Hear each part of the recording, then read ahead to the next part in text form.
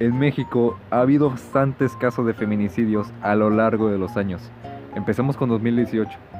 898 víctimas a causa de feminicidios. 2019, 943. 2020, 947. 2021, 980. 2022, 948. 2023, bueno, en lo que llevamos a 2023, 68. Da un total de 6.543. Pero ahora vamos a hablar de un caso bastante especial, la cual es el caso de Devani Escobar. La noche del viernes 8 de abril de 2022, Devani Susana Escobar Basaldúa desapareció tras asistir a una fiesta y luego descender de un servicio de transporte privado, o sea un taxi, en la carretera de Nuevo Laredo, de acuerdo con la Fiscalía General de Nuevo León. Lo poco que sabemos, o lo que ya sabemos de este caso, fue que su causa de muerte fue por asfixia por sofocación por obstrucción de los orificios respiratorios. Eso quiere decir que se murió por falta de oxígeno. No tenía oxígeno. ¿Y por qué? Porque la joven falleció entre 3 y 5 días antes de que fuera encontrada en una cisterna. ¿Qué cisternas son estos botes grandes los cuales contienen agua? Fue ahí donde la encontraron muerta, entre 3 y 5 días.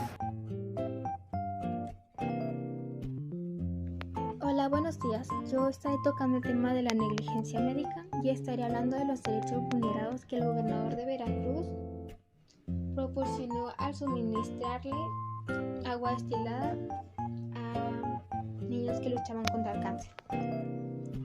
Esto a mí realmente se me hace una acción inhumana. No solo engañó a las familias y robó la esperanza de una cura, sino que también vulneró varios derechos humanos fundamentales. Se violó el derecho a la vida y a la supervivencia de estos niños. Al proporcionarles un tratamiento inadecuado, se puso en riesgo la salud y su capacidad para combatir la enfermedad. Se violó su derecho a la salud, ya que se les negó el acceso a tratamientos efectivos y necesarios para su bienestar. También se vulneró el derecho a la integridad personal de estos niños. La administración de agua destilada en lugar de medicamentos adecuados puede causar daños físicos y emocionales significativos. Estos pequeños pacientes merecen recibir un tratamiento digno y respetuoso, no ser víctimas de una negligencia tan cruel. Además, se violó el derecho a la información y la participación. Las familias confiaron en las autoridades de salud para recibir la verdad y tomar decisiones informadas sobre el cuidado de sus hijos. Sin embargo, se les ocultó la realidad y se les privó de su derecho a estar plenamente informados sobre el tratamiento médico que se les estaba proporcionando. Los niños con cáncer merecen respeto, atención médica adecuada y la oportunidad de luchar contra esta enfermedad con todas las herramientas disponibles. Esperamos que este caso sirva como llamado de atención para proteger los derechos humanos más fundamentales en situaciones tan sensibles como estas. El 4 de mayo de 2020, Giovanni López, un joven de 30 años de edad, murió bajo la custodia de policías de Ixtlahuacán de los Membrillos, en Jalisco, quienes supuestamente lo detuvieron por no portar el cubrebocas. El juez de control y enjuiciamiento del Quinto Distrito del Poder Judicial de Estado de Jalisco vinculó al proceso de 3 policías del municipio de Ixtlahuacán de los Membrillos por el caso de Giovanni López, quien fue visto con vida por última vez el pasado 4 de mayo cuando la subieron en una patrulla adscrita a la policía local. De acuerdo con la versión preliminar, Juan, comisario de Seguridad Pública, y Elizabeth, primer comandante, son señalados por el delito de tortura. De igual forma, Francisco fue vinculado por el delito de homicidio.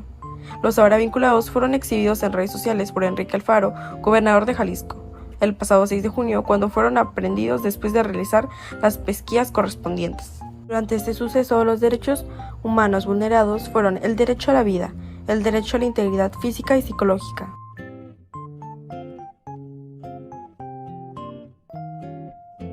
Caso de Valentina Rosendo Cantú y Jenny Bernardino Sierra, Estado demandado México. El caso se refiere a la responsabilidad internacional del Estado mexicano por la violación sexual y tortura en perjuicio de la señora Rosendo Cantú, así como la falta de debida diligencia de la investigación y sanción por los responsables de esos hechos. Palabras claves: agresión sexual, derecho a la honra y a la intimidad, derecho a la integridad penal y personal, derechos a las mujeres, derechos a los niños y niñas, dignidad, garantías judiciales y procesales, igualdad ante la jurisdicción penal y militar, protección judicial, pueblos indígenas, responsabilidad internacional del estado de tortura. Derechos violados. Artículo 1. Obligación de respetar a los derechos. O artículo 11. Derecho a la honra y dignidad. Artículo 16. Derecho al niño. De artículo 24, igualdad ante la ley. De artículo 25, protección judicial. Los hechos del presente caso se producen en un contexto de importante presencia militar en el estado de Guerrero, dirigida a reprimir actividades ilegales como la delincuencia organizada en el estado de Guerrero. Un importante porcentaje de la población pertenece a comunidades indígenas, quienes conservan sus tradiciones e identidades, culturas y residen en los municipios de gran marginación y pobreza. Valentina, señora Rosendo Cantú, es una mujer indígena perteneciente a la comunidad indígena de Mepa, en el estado de Guerrero. Al momento de los hechos tenía 17 años, estaba casada con el señor Fidel Bernardino Sierra y tenía una hija. El 16 de febrero del 2002, Valentina Rosendo Cantú se encontraba en el arroyo, acercado a su domicilio. Cuando se disponía a bañarse, 8 militares, acompañados de un civil que llevaban detenido, se acercaron a ella y la rodearon. 2 de ellos interrogaron sobre los encapuchados, le mostraron una foto de una persona y la lista de nombres, mientras uno de ellos apuntaba con su arma. Ella les indicó que no conocía a la gente sobre la cual la interrogaban. El militar que la apuntaba la golpeó en el estómago con el arma, haciéndola caer al suelo. Luego uno de ellos la tomó del cabello mientras insistió sobre la información requerida. Al final le rasguñaron la cara, le quitaron la falda, le quitaron la ropa interior, la tiraron al suelo y uno de ellos la penetró sexualmente, al término de lo cual el otro, que también lo interrogaba, procedió a hacerle lo mismo.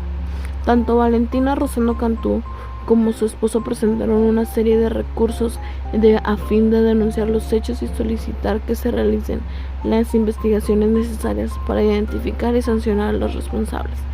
La investigación fue remitida a la jurisdicción penal militar, la cual decidió archivar el caso. La análisis del caso a fondo. En primer lugar, por la Corte es evidente que la violación sexual es un tipo particular de agresión que en general se caracteriza por producirse en ausencia de otras personas, más allá de la víctima y el agresor o los agresores. Dada la naturaleza de esta forma de violencia, no se puede esperar la existencia de pruebas gráficas o documentales, y por ello la declaración de la víctima constituye una prueba fundamental sobre el hecho. La presunta víctima relató y denunció los hechos en varias ocasiones, tanto a nivel interno como el proceso seguido ante el sistema interamericano. De las diferentes declaraciones de la señora Rosendo Cantú, salvo algunas impresiones, se advierte conciencia de lo relatado. En cuanto al hecho de la violación sexual, la Corte considera que no es insinuar que ese recuento de los hechos de esta naturaleza contenga algunos aspectos que puedan ser considerados a priori inconsistentes en el relato. Al respecto, el tribunal toma en cuenta que los hechos referidos a la señora Rosendo Cantú relacionan a un momento traumático sufrido por ella, cuyo impacto puede derivar en determinadas imprecisiones al remontarlos. De dichos relatos, además, fueron rendidos en diferentes momentos del 2002 al 2010. Adicionalmente, la Corte tiene en cuenta en el presente caso que al momento de ocurridos los hechos, la señora Cantú era una niña. Asimismo, la Corte observa que los hechos fueron puestos en conocimiento a la Comisión Nacional de Derechos Humanos por la presunta víctima. Igualmente, además de las diferentes denuncias ante las autoridades correspondientes, la propia presunta víctima y su esposo informaron de los hechos al gobernador constitucional de Guerrero, pidiendo su intervención. Estas quejas pueden responder a los internos de la presunta víctima de informar a las diversas autoridades sobre los hechos por ella sufridos, lo cual, al criterio del tribunal, confiere credibilidad al testimonio de la señora Rosendo Cantú.